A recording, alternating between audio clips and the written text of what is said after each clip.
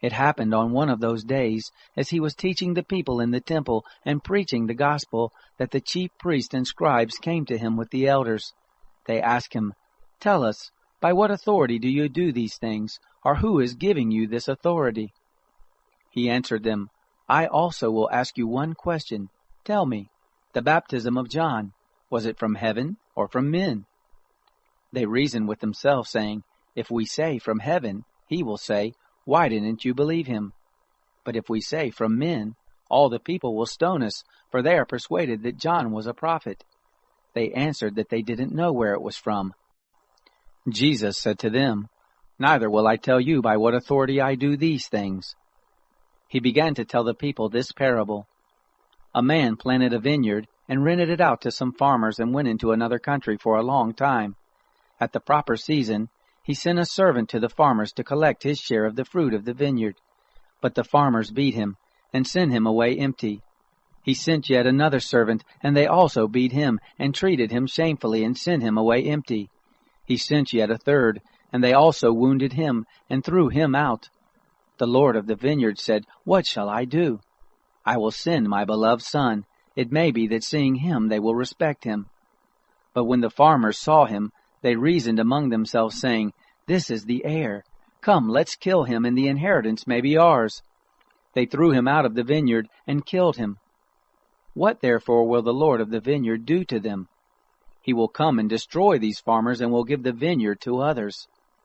When they heard it, they said, "May it never be." But he looked at them and said, "Then what is this that is written? The stone which the builders rejected, the same was made the chief cornerstone. Everyone who falls on that stone will be broken to pieces, but it will crush whomever it falls on to dust." The chief priests and the scribes sought to lay hands on him that very hour, but they feared the people, for they knew that he had spoken this parable against them. They watched him and sent out spies who pretended to be righteous, that they might trap him in something he said, so as to deliver him up to the power and authority of the governor. They asked him, "Teacher, we know that you say and teach what is right, and aren't partial to, but truly teach the way of God. Is it lawful for us to pay taxes to Caesar or not?" But he perceived their craftiness and said to them, "Why do you test me?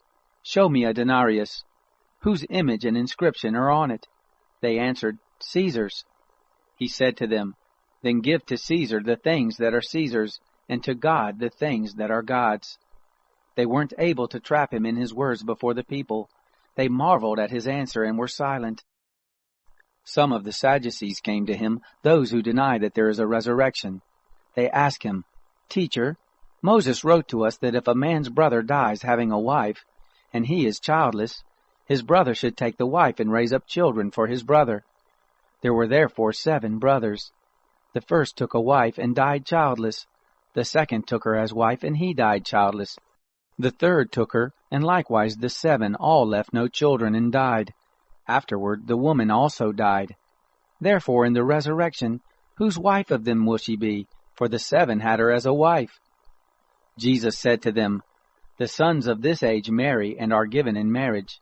But those who are considered worthy to attain that age and the resurrection from the dead neither marry nor are given in marriage.